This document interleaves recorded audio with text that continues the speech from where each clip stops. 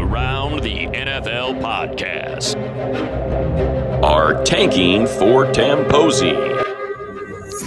Welcome to another edition of the Around the NFL podcast. My name is Hanzus, and I'm coming to you from a country filled with heroes. Again, historically perhaps, in 3 different time zones. Marc Sessler, California. Gregg Rosenthal, California. Pacific handled. The old Zeuser here in Central Texas, Central Time, held down. And over in New Hampshire, Eastern Time, at the Don Corleone Estate, Ricky Hollywood. What is up, boys and girls? Hey, Dan. Holding it down here in LA. Holding it down. That we are. I don't know why we need to tank for Tamposi. We have it on the payroll already at a very affordable rate. Yeah, so, I mean, mission accomplished. As right, that was our 2017 season. I think we tanked for Tamposi, and then ended up getting the number 1 draft pick after that disaster. No comment. John Ward is the top insurance guy here in Gatesville, Texas, my wife's hometown, and he's been so nice to let me use his offices here in the downtown Gatesville sector for today's show. And so shout out to John. And I have to say, I'm really enjoying the small town Texas life. It's very hot here. I mean, it's absurdly hot. And the people know it. They might not talk about it all the time, but I know that they can tell that like it's hotter than it needs to be here. It's not going to be a talking I'm sure they're point aware. They live there. Right, but at a certain point, there was just a understanding that it's never going to change, so we're just going to live with it. But when somebody like me comes in, maybe I'm putting the conversation back out there again that it's too hot in Texas and starting that conversation. I do find that each of your comments about your experience there seems to paint you as someone coming in from out of town and operating as like a societal rainmaker. It's sort of like over. I wonder if they'll do a story about me in the local newspaper with a comment from last week. I have an update on that. I've been talking to some of the townspeople here. It's a very nice, close-knit community. My wife, Emily, who went to school here, I hung out with some of her high school friends yesterday, and I did again broach the idea of, okay, so the old Zeuser's in town. He came in on a steed. His steel cowboy. Steel Cowboy? Bon Jovi? Was that what it was, Gregg? You were a Jovi guy. Your brother was. I was. Yeah, I was not. He was. It was a steel horse he rode. Steel horse. I'm a cowboy on a steel horse. I ride. Anyway, I came into town, and I'm doing the podcast here, of course, and we have a very successful pro football podcast, and we're all very proud of it. On top of that, we're going to be doing our NFL Network show. And I'll be doing it from here in Texas when it returns next week. That feels, in a small town in Texas, and I'm not trying to be demeaning, I'm being serious, like a pretty big deal. So I talked to some of the townspeople. I said, can I get in the Gatesville Messenger, which is the paper of record here? And I did, but I did also throw out there important caveats.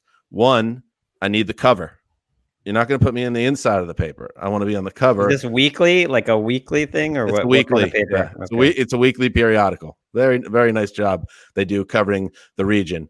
And I want a photo. So I want a photo, and I want the cover. And if I do that, I'll agree to an interview. What is the headline? Raging egotist arrives from California. Wait, you've announced yourself. By the way, also you opened that comment by suggesting that you're the cowboy and the horse rider in the middle of a Texas town. I don't think you've ever ridden a horse in your life. Area man using third person flies into town, demands article. All right, you want the headline? I mean, I see you guys are stuck in your homes in LA, and I understand there's a bitterness involved there. I'm telling you the headline. I've been at the beach 3 out of the last 5 days. Give me a break with 100-degree Texas. I know you love it. This is the best time of your life. Love me some You've LA. Never had a better time than these last 3 months. We all know that, Gregg. I'd like to see Texas, but okay. Headline: NFL Network star lands in small town Texas. I don't understand the concept. This is what's filling most of your mind during your trip to Texas. How are you pitching this to the paper? Like I said, this is a great, fine, close-knit community. Everybody knows everybody. And one of Emily's friends is connected to the higher-ups at the Messenger. So she's going to put in a word. She's going to do the pitching. She's going to do the pitch. She's your PR flack, essentially. Again, I need front page. I need a photo. And if I get that, they get the interview. Right. Well, Godspeed to you. This is a noble mission, if nothing else. All right. Today's show. It's going to be a good one. We spun the wheel and it landed on the Baltimore Ravens, the defending AFC North champion. So we are going to have a conversation with Gregg, someone that you have a good relationship with and who is very knowledgeable of the team. Want to tell the audience? Glenn Clark. Yeah, he's been covering the Ravens as long as I can remember. I would guess over a decade, but does radio out of Baltimore, yes. One of my favorites. Yeah. Good get. I feel like we've done a really good job procuring talent to discuss these teams for the deep dives, and I'm sure Glenn's going to be another hit. So we got Glenn coming up. But before that, let us hit the news. This is Bob Bates, DDS, ATN correspondent for all matters Denzel Mims, both universities, and back motors related. Sick 'em Bears. See, I'm bringing that Texas flair here. I mean, Bob Bates is on the show today. Get Bob's voice on there. You know you're doing something right. We have a varied list of stringers, that's for sure, on this show. Imagine if there is no Baylor Bears this year. Who knows? He might have to be full-time Denzel Mims correspondent. That might have to be a daily feature on the podcast. You're also assuming there's going to be Denzel Mims playing football, which maybe is a tremendous leap. I'm hoping for it. Assumption to make at this point. All right, let's get to the news. We'll start with some very bad news for the Philadelphia Eagles, who lose one of the best guards in the league. Brandon Brooks suffered a torn left Achilles tendon while working out at the Eagles complex on Monday. And this is a guy, when you know, some people put more into Pro Football Focus than others. I understand that, but he was ranked as the #1 overall guard in football last season. He is 30 years old. He's entering his age 31 season. He hadn't missed a game since 2016, but he also tore the right Achilles during the playoffs a year and a half ago. So terrible blow for the Eagles. Gregg, you like their roster. You loved it last year. You still like it, and you take Brooks out of the mix. How much does this hurt them? It's a killer. I mean, not just PFF, but the real tape jockeys who are into it, like Brandon Thorne or Brian Baldinger, they think Brooks is the best guy in the league. I think right now he had the title, and you feel for him first. I mean, he's a guy who's spoken about, very publicly about his mental health issues and how, anxiety had prevented him, if you remember, from playing at one point, and to go through two major injuries like this in such a short amount of time for what, who knows, it could have been maybe a Hall of Fame type of career. He certainly, was having as great a career as you could, is a killer. And then it's a killer for the Eagles too, who have to have the worst injury luck of any team in the league. I mean, they're always right near the bottom of that Football Outsiders, missed games from starters list. And they've been like that really since they won their Super Bowl. Even that year, they were pretty banged up. But those last 2 years, I don't think we really saw who the Eagles were because they were so hurt. And now they're stuck with it again, one of their key pieces. Yeah, I mean, in a league where we might not get a full helping of training camp, preseason games, suddenly it sounds like Matt Pryor, he is 6'7", by the way. He is like bigger than most human beings, like front doors. But you're talking about a line that won't have a chance to gel. Even with Brooks, and now you've got his backup in, and you can think of teams every season where they look good, and then in the offensive line suffers injuries, especially along the interior. Sometimes the whole offense is affected and it crumbles, and that's not their only injury issue right now in the offseason. So problems for the Eagles right away. Well, when you think about their offensive line, I think that's what they're known for, that and their defensive line. So now you're replacing Jason Peters at left tackle and Brandon Brooks at right guard. And you have a first-round pick at left tackle, but you haven't really seen him play at a high level. And so now suddenly you're kind of like the Cowboys, where you're known for your line, but your two best players, at least from 2-3 years ago, in terms of Peters, are gone. So it's not the same line anymore. I've seen it in various places that this ramps up the chance that Jason Peters returns. But what would he kick to guard? Is that how that seems like a bit of a weird fit at this stage of his career, but a lot of people seem to be connecting dots on that. Yeah, the beat writers seem to think that's not going to happen, but who knows? They're going to have to come up with something. I mean, just sliding in prior, who knows? There's some free agents out there, but either way, it's a big loss. In other news, the San Francisco 49ers have done some business with their head coach, Kyle Shanahan, and the team agreed to a multi-year extension. It covers 6 years and it replaces the 3 years that were left on his deal. So he's tied with San Francisco now through the 2025 season. As you might expect, it makes him amongst the highest paid coaches in football. And this feels like a no-brainer, quite frankly, Marc Sessler, because Shanahan has proven that he knows what he's doing. He's just fresh off a Super Bowl berth, and he's one of the young, most impressive offensive minds in the league, and has shown that he can handle the big chair as well. Yeah, I think it's no-brainer is a perfect way to put it. And, Shanahan, we saw what, you talk about injuries in Philadelphia. The Niners during his first 2 seasons in San Francisco were utterly ravaged by injury. And so, the stock was low, and it wasn't too long ago that on this show, we were questioning whether or not Shanahan and John Lynch might be hot seat material if last year's team didn't do what they did. But with a fully healthy roster, I think you saw what Kyle Shanahan is as a head coach. I do think that, honestly, he will be seen in time as one of the best around. Right now, I tweeted something about that yesterday. I got a lot of flack for it. That you said he's going to be a top 10 coach of all time. I do. I honestly, and look, I'm happy to be wrong about that, but I honestly think he will be. I think he already has the traits, and I think he's seen around the league as genius material. And you can point to the playoff stuff, the Super Bowl.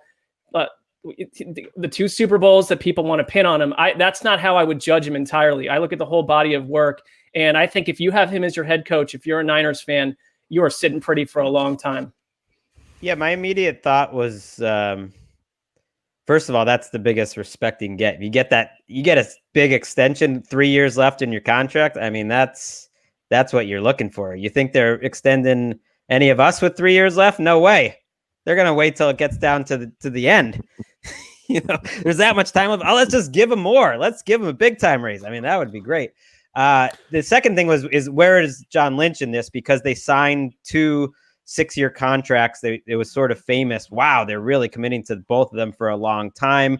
And they kind of were on the same timeline. And some of the beat writers do believe that John Lynch could and should be next, and that he might get a promotion in terms of his title. But it is, I think, telling that Shanahan comes first. They didn't announce him together, which I don't know if it says anything. We'll see if Lynch gets extended. He's got plenty of time left on his deal, but Shanahan's the key guy of those 2 guys. Well, sometimes you find out that like John Lynch was extended 2 months ago and they just didn't announce it. I could see them, like a lot of teams do, angling this from a PR angle where there's no question that the 2 of them their journey would continue together. I'm going to put a little respect on the names of the all-time great coaches, Marc, because one of the things that you need to really be an all-time great is show that you can evolve and stay great over a long period of time. Shanahan, I know he had a nice run, a great run as an offensive coordinator. He's been a coach for 3 years, 6-10, 4-12, 13-3. He's obviously trending in the right direction, but that's a bold take, Marc. Is it connected at all with some passion to you because he was in the building of the Cleveland Browns and they let him out the door very quickly? Not at all. I thought they handled that disgracefully. If anything, and this is not in any way, I'm not in any way trying to. That's the passion I'm talking about. That maybe you're. No, I think connected somehow. I think he everywhere he's gone, he has done remarkable stuff with his offensive players. And you want to look at early career troubles from a coaching record, I would point to the person I was fanning out hard for back in the 90s, Bill Belichick, where I'm not saying, hey, look at me, I got this right. A lot of people knew he was a super talented defensive coordinator, but he struggled mightily as a head coach and struggled in every way that you could in Cleveland. Went to New England. What were they? 5-11 the first year. They're 1-3 the year after. And everyone thought this Belichick guy, the fact that they traded picks for him, I don't get it at all. All these people were down on him. 3 months later, they've won the Super Bowl. So, I would look at Kyle Shanahan also, that when he's had a chance as an offensive coordinator, every team he's touched were transformed. And the same is now true of a Niners team that was a laughing stock 4 seasons ago. It's a projection, but it's a bold one. And he, if you wanted to look at offensive minds in the NFL over the last decade, there aren't many better than Kyle Shanahan. I think a lot of people, would agree with you on that. And if you want to look at offensive minds in terms of impact in the last 4 decades, there's not many higher than Mike Shanahan. They almost should get more credit as an incredible family dynasty, but they don't have quite the amount of titles as probably they would like. In other news, Colin Kaepernick continues to be at the forefront of the conversation. This time, Los Angeles Chargers coach Anthony Lynn spoke out in conversation with reporters, saying teams would, quote, be crazy not to have Kaepernick on their workout list this summer. He also told reporters on Wednesday that the Chargers have not made plans to work out with Kaepernick and that he has not spoken to the former 49ers quarterback. But like Pete Carroll before him, says that Kaepernick obviously is worthy of consideration on a depth chart somewhere in the league, and it only takes one. Yeah, he said that he'd fit the type of offense they want to run, which is interesting. They have a top 10 draft pick. So that, Justin Herbert's the guy it's all about, and you have Tyrod. But he did say, look, if there was an injury, that could be a guy that we would call. The whole putting him on a workout list, that's not an official thing necessarily. He did point out though that they were not the team that called up Pete Carroll. So that is another team. And as we sort of wonder if Kaepernick can get back in the league, it really did strike me today as the Premier League was starting, and someone alerted to this, us to this in our mentions, how the two teams in the first Premier League game back took a knee before they started the game, as did the official, I noticed too. It's really pretty amazing. It's amazing to see on a different continent, protesting of racial inequality. It really started with the way the police have handled black people here, but it's something that is made a worldwide impact. It's crazy. I know I'm rambling a little bit, but wow, I mean, it just it really strikes you when you see it halfway across the world. Well, I would suggest that Anthony Lynn, who of all the coaches, probably came out with the most heartfelt, passionate statement about what was happening in our country, a couple weeks ago. That I buy this, and I would look from a football angle too. Dan, I remember that game, and Rex Ryan had a fascination with Tyrod Taylor because he always was struck by how hard it was to deal with mobile quarterbacks. And now you can say Rex Ryan was behind on the times with that one, but he was a Tyrod fan. And I'll say this, that 34-0 game when Kaepernick was sprinkled into the Niners offense, 34-0 over the Jets, Anthony Lynn was part of that team. He was part of the Bills team that was fascinated with Tyrod Taylor. He's gone out of his way to stand for Taylor and call him his starter right now. So the idea that Kaepernick would have a place if they needed someone, I totally buy it. From but they need an Lynn. Injury. But that's true of everyone right now. Yeah, not every. Yeah, you're right. In LA, at least, I think he needs a Tyrod injury probably. Yeah, but that said, and you look at their roster, and Tyrod is amongst the best backups in the league. But at the same time, everybody's got the similar opinion, it seems, on Kaepernick for the most part, that he would instantly become one of the league's better backups and maybe a starter if he got the opportunity. We're getting close to a trope alert here. I mean, I just, how many more coaches are we going to hear say, oh, what a talent this Colin Kaepernick is. I'm not going to bring him into my team, but he would be great on somebody else's team. You have to. How many times are we going to hear this before somebody actually does it? Right. It's just tricky. I don't fault Anthony Lynn because he's just answering the question. You know what I mean? What can he do? He's trying to show the league's open. But if this is going to become the new MO of all these coaches when they get asked about Colin Kaepernick, praise how great he is and then say, I'm set, but Well, I'd say this. I think that's something worth tracking here. I hear you. We're in a totally different place than we were 6 months ago. And I think there is progress on some level there. It's fair to be suspicious. But when we start to get quarterback injuries and a bunch of no-namer, ham and egg type quarterbacks that have no experience are getting signed before Kaepernick, your point is valid. Until then, I want to see that happen first. And the biggest change is but he's already better than a lot of these guys. Everyone hear you. To agree. Not everyone is saying he's so much better than our backup quarterback. We just won't sign him. That's a couple coaches that have spoken on the matter. But we could tick through the list right now. We're not going to, but of backup quarterbacks, And I know without doing a deep dive, that would be worthless, but where you could just say, oh, I threw out Chad Henne as the Chiefs backup on Twitter the other day. I would say half the Matt league. Schaub, we just talked about Geno Smith up in Seattle. Look at the Rams roster. Why talk about Joe LA? Flacco He fit perfect Jets. with the Rams. Right. The list goes on and on. I mean, there are plenty of teams that could stand to use somebody like Kaepernick. And it is interesting, and Goodell's going to be asked about it. So, again, he's going to answer the question. But it was interesting to hear him quoted on ESPN saying, he would encourage it. He used that word. I think he knows it would ultimately be good for the NFL, but he can't make an owner or a coach do it. Right. I think there are coaches who would want to do it. And you're not hearing... Coaches wasn't the problem. I'll go to my grave believing John Harbaugh specifically wanted to sign Kaepernick, period, in 2017, and that he was not allowed to. I would slow down on one thing, though. There are a lot of coaches. Having talked to just a couple people who said, of all my coaching friends, many of them were super turned off by the protest, the kneeling. They were absolutely turned off by it. There's a mentality among coaching ranks. Others, I think, and that was years ago.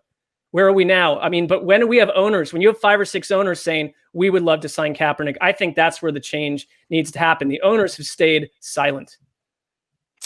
In other news, let's do a little update on what's going on. We talked about Brandon Brooks, Eagles losing him. Alshon Jeffrey, a little update on him is that there really is no update. Doug Peterson said that the wide receiver is focusing on his rehab and getting strong, but he had Liz Frank surgery and still no timetable for a return. And this is obviously an important piece for the Eagles, who kind of have to hope, Gregg, that Jeffrey gets healthy and turns back the clock. Otherwise, we might be dealing with a similar situation as last year. And I know they brought in a young wide receiver in the draft, but they kind of need Jeffrey to turn back the clock, or they're going to again be looking at a situation where there's a dearth of playmakers on the outside.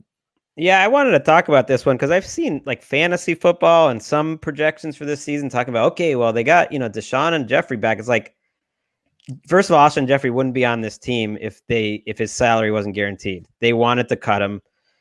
I don't think they're going to expect. I would be shocked if he was playing at the beginning of the year. I don't know why, like coming off of a Liz Frank surgery that late in the calendar year, that's a quick turnaround for a guy who's had a lot of problems.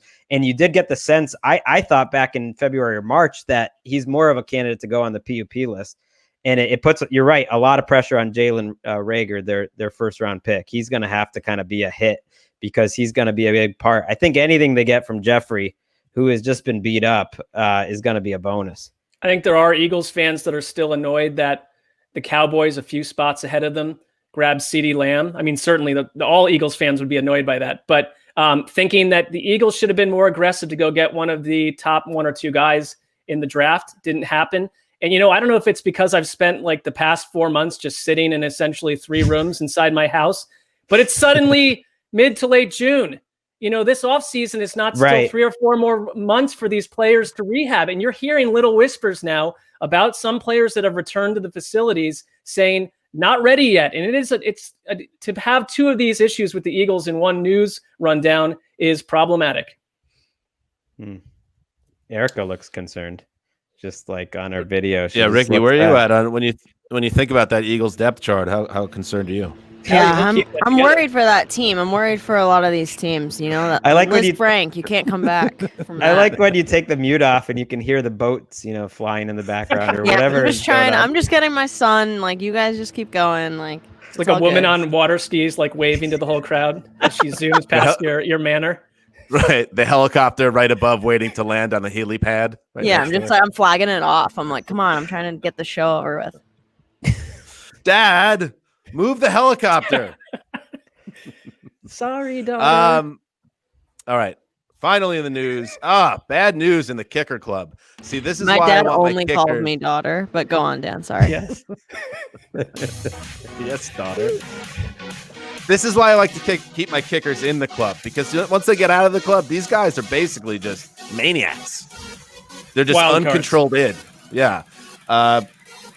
Aldrich Rosas, who was a all-pro level kicker for the Giants 2 seasons ago, was arrested and jailed Tuesday for misdemeanor hit and run and driving on a suspended license. And he hit a car after running a red light. There's a belief that there could have been alcohol involved. This is the second incident for the Giants in the last month. Of course, DeAndre Baker, the first-round pick last year, was arrested in connection with an armed robbery in Florida. So a little bit of a messy offseason for the Giants during COVID times. I would just ask when this is released on social an hour from now, what the response will be to the tone of the music against the news that you announced, and Erica essentially operating like she's at a rave in 1999 during what seems like a rather serious news piece. This is Gregg. Yeah, that's why we're not sending it on social. Rosas is lucky. I mean, he might get. We're so lucky to have Marc and Gregg here. I'm just barometer of. I'm just saying. He was going over 100 miles an hour. Noble. He was going over 100 miles an hour. They said. So obviously, it's like lucky no one got hurt. But they also found him just walking along the side of the road, bloody, with no shoes on. Like, far away from where he left the car. And it's not a good enough plan. Feet. First of all, who's going, he's going 100 miles an hour. I've heard of shoeless kickers. He's a shoeless driver. Like what's happening here? Let's check in with Marc on the tone of Gregg's comments right here. Marc, are these being a little bit, I don't know, flighty from Gregg here? Well, I see serious. I see what you're doing. And I'm not going to be party to it. I mean, it sounds like more like something that Dennis Hopper got up to in like 1971 than an NFL kicker in 2020. But, I don't know. He was greeted as a legend for it. One of the well, it's cool when a movie star does it. Not when one of the highest paid kickers in the league, and he went 12 for 17 last year. I wouldn't be surprised if he's kicked right off that team. Joe Judge, Ooh. Judge Joe is here, and he's maybe ready to dispense some justice. That's a good one. There's so many places to go when the head coach is Joe Judge, because he could render a guilty verdict before the actual courts do on this one and say he gone. Right, throw the case out. Nice. I don't know. That's what's happening in the news. Jackson over the middle, caught by Hollywood Brown. See you later, Hollywood to the house. Jackson trying to run for it. Jackson avoids, spins, he's in, touchdown! Lamar Jackson is elusive. Quarterback will take it himself, blocked by Snead. He's got the corner, a block by the rookie wide receiver, Boykin. Touchdown! Big trust. Lamar Jackson. He gonna get a Super Bowl out of me. The Baltimore Ravens up next in the Wheel of Teams. And as we do every week, we reach out and connect with somebody who gets it, someone who knows the team, someone who can give us the insight that we couldn't possibly have from our chair. And this man is Glenn Clark. He's a columnist for Press Box and a guy that really knows his Ravens. Welcome to the Around the NFL podcast, Glenn. Heroes, it's a pleasure. Thanks for having me. Look at that. Glenn just coming with the heroes right off the top. I mean, buttering us up. That'll work. Glenn. Selfishly, so Gregg is like one of my favorite people on the face of the planet, guys. I don't want this to be offensive, but like this is almost, you have to know how much I love Gregg. Like I just want to stare into his eyes and talk tennis to him. He's one of my slightly favorite concerned, but it's weird. Yeah, it's weird. This isn't helping your case here, Glenn. It started off well, now it's going off the rails. I do know now it makes sense. Gregg pushed very hard for Glenn, and that was all part of the payoff. It seems we just want to talk some Serena by the end of it. That's really so you guys know. I would ask Gregg. I would have Gregg come on my show every week and be like, "Dude, we'll do like 10 minutes." We would legitimately go for like 25 minutes, and about 12 of them would end up being about things that literally only he and I cared about. Well, maybe if that goes in this direction on our show, Marc and I will just take a seat and maybe pop a beer and relax. Take a breather. Glenn, the Ravens are in an interesting place right now. They're in that rarefied air, which is both good and also potentially cursed, where you are in Super Bowl or bust mode. You're the best team in the league last season during the regular season, 14-2, setting records. You have the MVP behind center. It all goes to hell off the playoff bye. But at the same time, optimism is really probably never been higher or close to it in Baltimore right now, right? And it should be, right? Like, you look at this roster, what's the complaint, right? Like, could you have a little bit more in the true pass rush department? Like, could you have gone out and gotten somebody that was more of a true sack artist instead of upgrading the defensive line, which was their priority, and hoping that that will help in that department? You could have done that, I guess. They could have added a little bit more as far as wide receiver was concerned. They grabbed Duvernay and Prochet in the draft, but they could have gotten more of a top guy. Outside of that, what's your complaint about the roster? They got to figure out interior line a little bit with Marshall Yonder's retirement, but it's stacked pretty much everywhere. The secondary is overwhelming. Lamar Jackson is the MVP. They have 4 legitimate NFL running backs in their backfield. It is really hard to figure out what you don't like about this roster and why they wouldn't be able to compete to win a Super Bowl. Not hard for Marc. He never likes the Ravens. Well, I mean, I certainly respect what they've accomplished as a suffering Browns fan, but I have to ask you this, because Lamar Jackson last year, 176 carries, obviously the heart and soul of the offense, but you mentioned those 4 backs, and J.K. Dobbins is a fascinating draft pick for them. How do you use Dobbins, Lamar, and Ingram on the ground? How do you think they want to, and do you see the offense just simply looking the way it did last year? Or are there any distinct signposts that it may be changed a bit to take some of that heat off of Lamar Jackson on the ground? I don't think so, honestly. I think that they've sort of not hidden from the fact that Lamar's going to run. That's what they're going to do. They're not afraid of the injury stuff. Part of it is his athleticism. He does not take those types of hits. He's not that type of runner. He is really good at getting out of bounds and avoiding it. So they're not afraid of that, and they know how much of a weapon it is. And when they put backs in front of him that can block, I mean, it's almost impossible. What can you do about that as a defender? So I don't think they're going to try to get away from that at all. I do think Dobbins is fascinating, right? Like, can they have both of those guys on the field at the same time? Of course they can, but they're not wildly different types of backs, right? He and Ingram. So I think it'll be interesting to see if we see more of Dobbins being used as a pass catcher than he was at Ohio State, right? Where he was more of a true runner. They believe he has the ability to be that type of player, but we haven't seen a ton of it just because he wasn't asked to do it. That'll be fascinating. I think there's a lot of us that sort of quietly would not be surprised to see J.K. Dobbins ultimately be more of a featured back in this offense as the year goes on. And that's not a knock on Mark Ingram, who is very good. It's just look at the skill set of J.K. Dobbins and tell me why you wouldn't want that guy to have more and more touches as the year goes on. Our friend in the desert, or I guess he's no longer there, the consigliere, Spice Rack, thinks he's the next Emmitt Smith. Thought that's the comparison. And I think the thinking was, A, Ingram's not going to be there forever. And B, they ran the ball 600 times last year, which is probably their ideal. They can't really expect to run 600 times every year. It's kind of outrageous. But to go really well.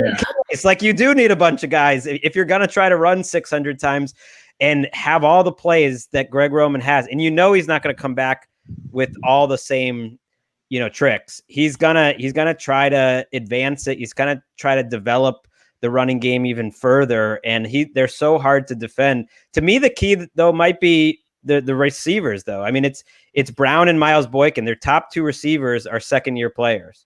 And they're hoping Boykin is their second best receiver. So that I know everyone loves Hollywood Brown, but that to me is like where the growth can come from. Those 2 guys. And Greg, it's a major injury concern, right? Like Hollywood Brown was literally not practicing for much of last season. They were sort of just trusting it, and for good reason. He showed up and he played well, and he was a great fit with Lamar Jackson. So there's some risk involved with that. Clearly, the way they used Mark Andrews was more like a receiver, and I think that we will see more of an expansion upon that, seeing him out wide more often. They're very comfortable with Nick Boyle as their blocking tight end, and we know that they're probably going to keep a third tight end, either somebody that's not on the roster right now or one of the undrafted free agents like Jake Breeland from Oregon, because they want to have 2-3 tight ends on the field at the same time, and they want to be able to use Mark Andrews that way. So I think in their mind that solves some of that. But yeah, they need Miles Boykin to be more than he was an exceptional blocker, and that sort of gets lost in the shuffle. He was an outstanding blocker for this team a year ago in the run game. He showed some flashes of being able to make some plays. They need him to be more of a downfield threat. And then how do they mix in both Duvernay and Prochet, who have great hands, and that helps with whatever small accuracy things Lamar still has? How do they get those guys involved? I think Duvernay, they're hoping in particular, can be more of a weapon type that they can line up in a bunch of different ways, not trying to pretend like he's Deebo Samuel, but that type of stuff. Lamar Jackson was on a podcast, load management podcast, shortly after being named the Madden cover athlete. Pinch me. And he said this about the playoff struggles of the past 2 years. We should have put in a request here. If he's going on load management, we could have had Lamar. Come on. We didn't get him either. I'm not thrilled about it. It's all right.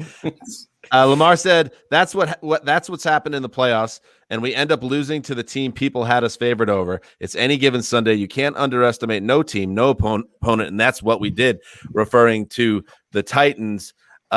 Interesting comment there that perhaps the Ravens went in overconfident in January.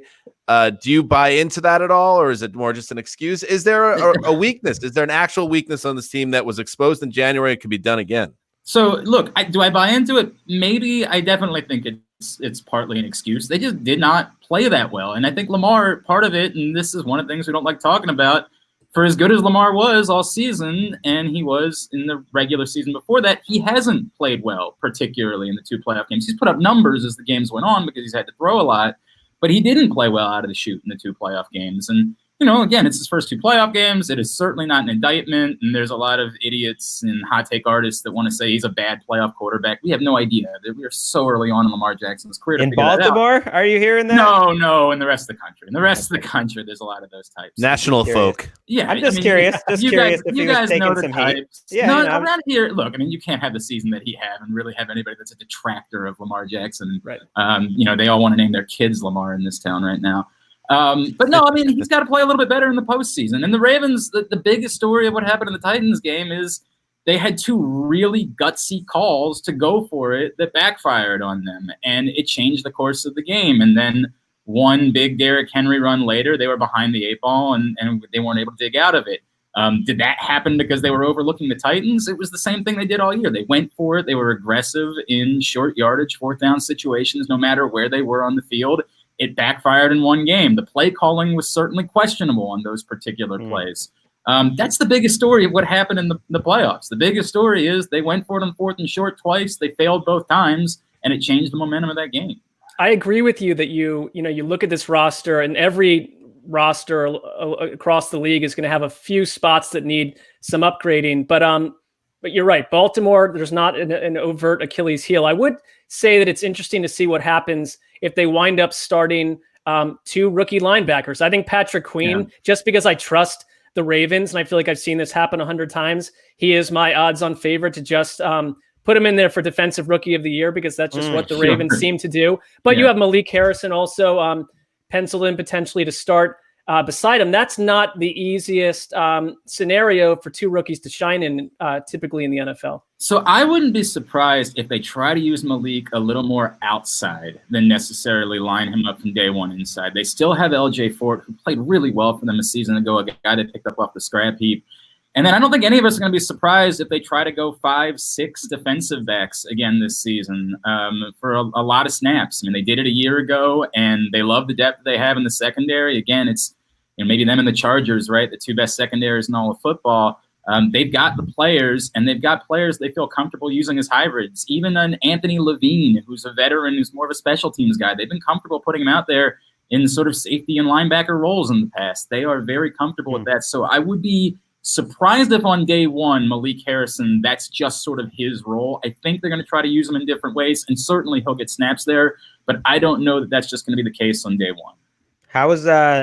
What's covering the Ravens like right now? I feel like it's the other day I was mentioning they're a 1-sport town. I kind of forgot about the Orioles. Yeah, no, you're right. That's a bad job. At the moment, yeah. I just feel like the energy around the Ravens when they're like halfway decent is just outrageous. That it's one of the best football towns in the country, and that right now, coming off of the season they have, I have to feel like they're about as dominant in their hometown as anyone other than the Green Bay Packers and a couple other teams like that they're just like superstars.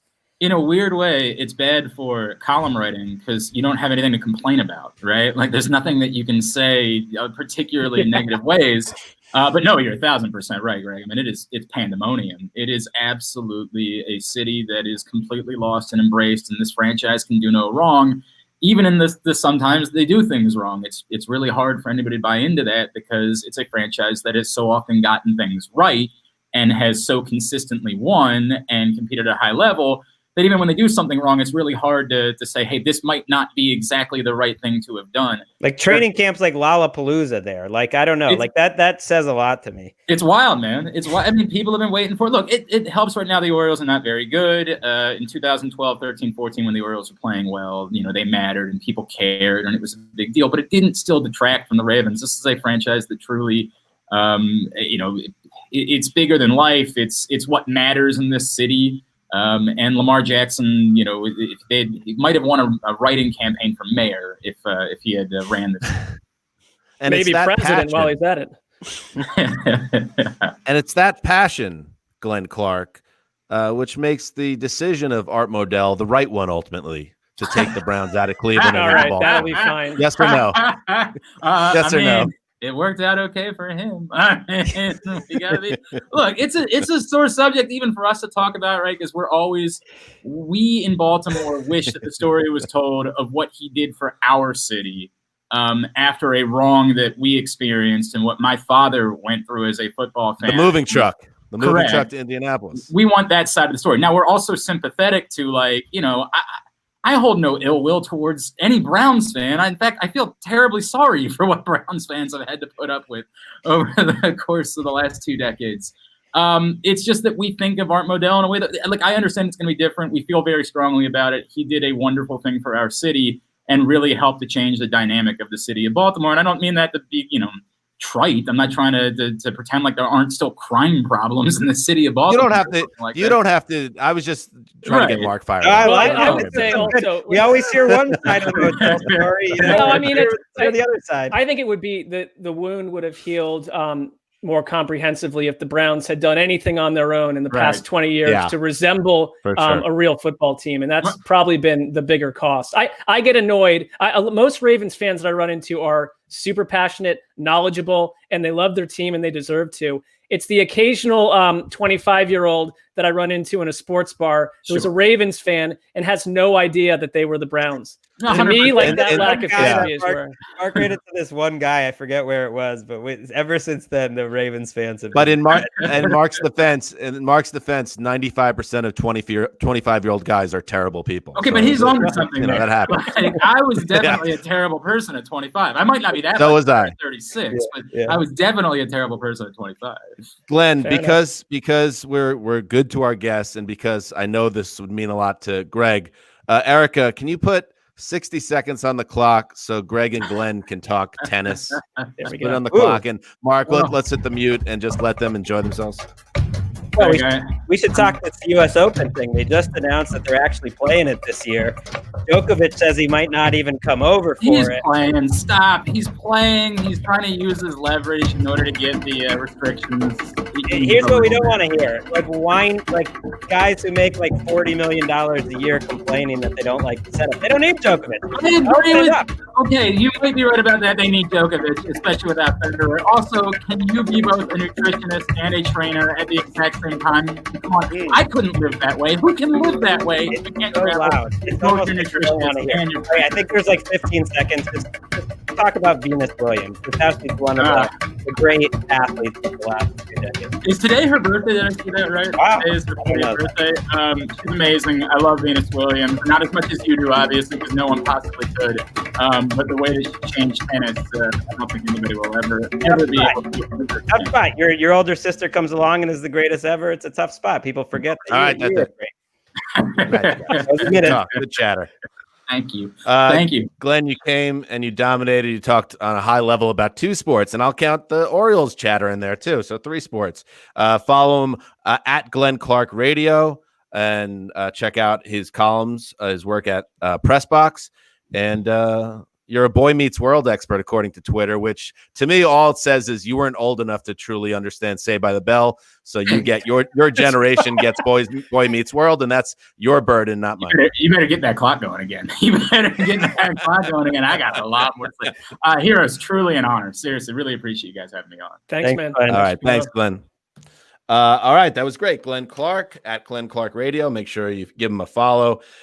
Gregg, you have done such great work, yeoman's work on the old projected starter series. And is there anything that we didn't really touch on that you noticed in your write-ups? Well, I think the signing of Derek Wolfe and Calais Campbell was just massive in terms of where this team goes. So Glenn kind of alluded to it, that they chose not to really get a premier pass rusher. It's just Matthew Judon, who's a franchise tag guy. I remember going to camp last year. That was one of the big questions, was where are they going to get a pass rush from? And on paper, it didn't look very good.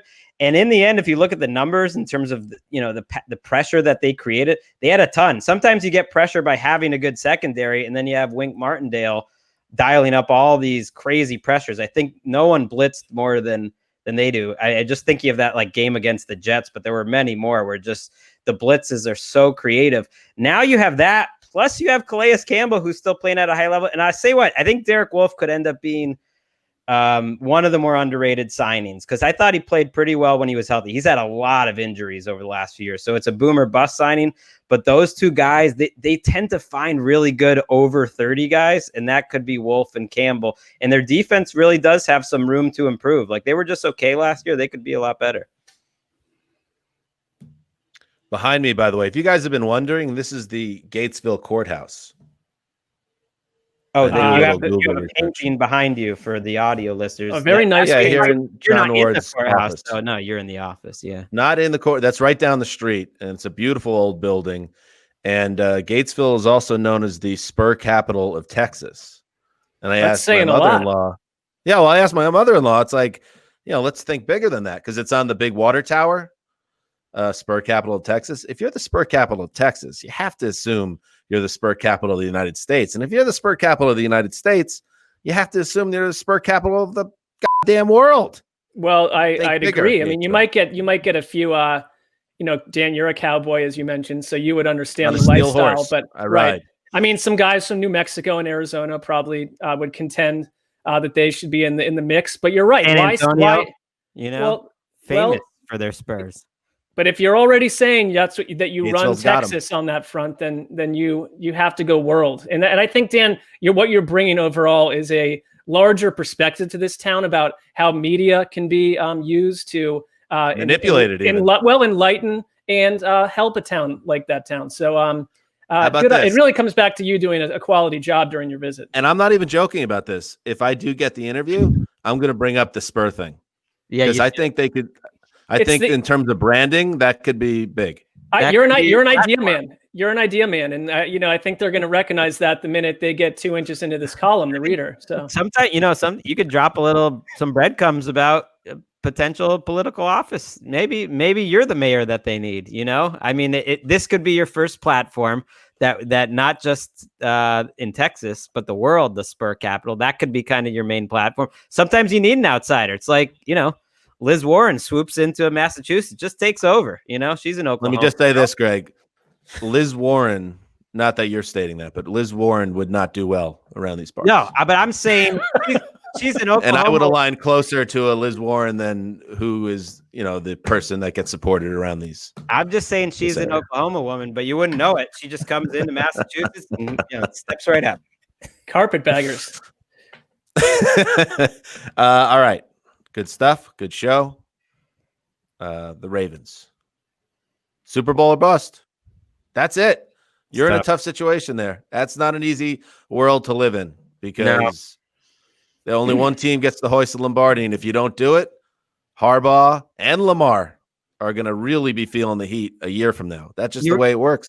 You're right. It being like the number one seed that loses early in the playoffs, you're absolutely right, because you kind of get it on both ends. You kind of wasted last season, and then you come into this one with like more expectations than possible. You're right. The only thing I hate schedules, but we're getting close to their schedule is markedly less thorny than it was a year ago. You go from the NFC West to the NFC East, and there are a million examples in the NFL of a team that went 14-2, collapsed in the playoffs, and came back with a lesser regular season record and won the Super Bowl. I can think of a Bill Walsh Niners team that did that from 88 to when he left the team, 87 to 88, and then the year later they were even more dominant. I mean, the regular season record concerns me a lot less than other stuff. I think they were the best team I've ever seen other than the 07 Patriots in the regular season. At least the last 20 years. I'm counting the last 20 years. And so they just toyed with teams. It's sort of. I mean, it just not overlooked, but because Lamar is so young, just like how devastating that is to have that good of a team and to go out right away. The only thing I'd say about them is and I can understand why they want to pad the backfield. When they lost Ingram, when he wasn't really healthy after that injury, and Mark Andrews got hurt a little bit, they were not the same offense. So they were healthy otherwise the entire time. They come into LA and they just dropped a megaton bomb on the Rams. But Luck, carrying it over will require everyone to stay out of harm's way, which is iffy for any NFL so team. Compelling. We weren't even done talking about him. That's how compelling they are. Unbelievable. All right. We'll be back on Monday with another show. Like I said, we do not have a network show this week. It is Juneteenth, and it's is it officially a national holiday now? If it's not, it's getting there. Not national. No, some states have it. Many of the teams are recognizing it, and the NFL did, but no, not nationally.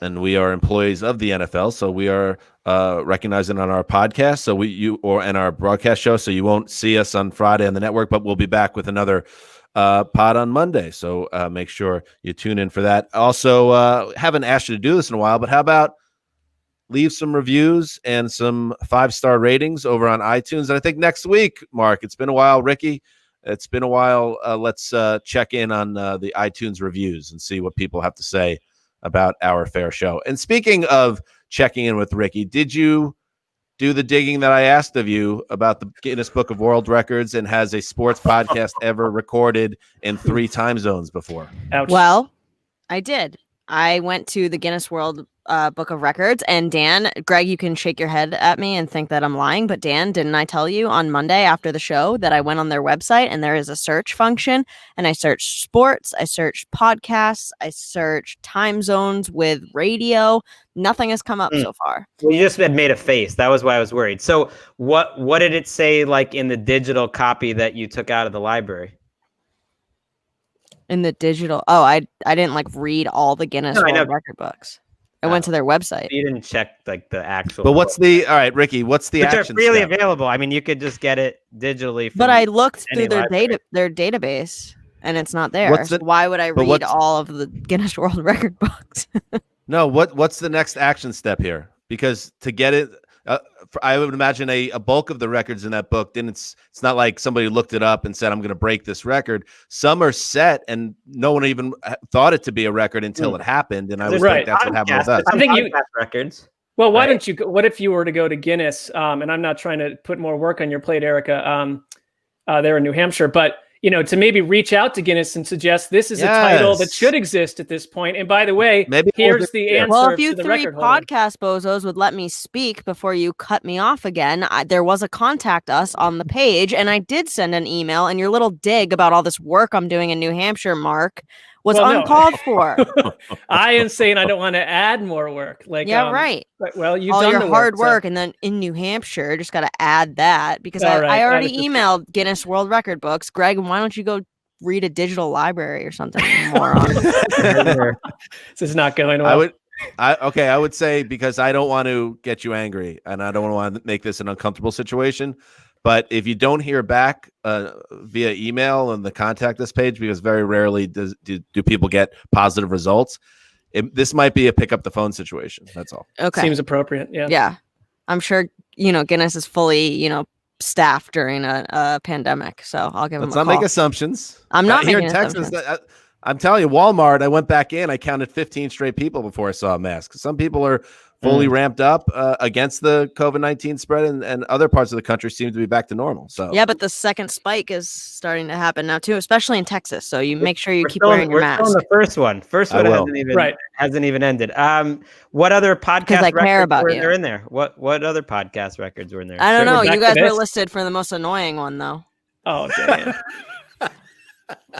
We deserve that. That was good, Ricky. That's a nice job by you. Thank you. All right. Let's get out of here. This is Dan Hanzus signing off for Quiet Storm, the boss, Ricky Hollywood, Ricky New Hampshire. Rookie Hollywood. Doesn't have the same ring. Great. Rookie New Hampshire. Until Monday.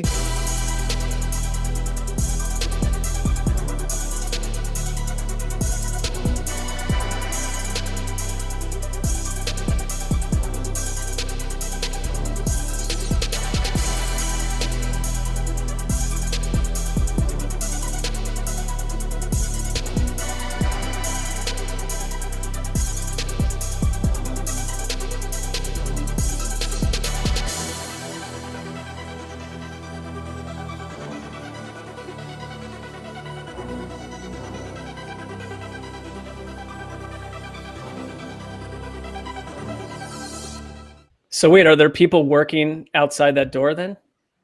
He gone. No, maybe one person because he because of COVID. Can they hear you like shouting like "He gone"? Yeah, I think so.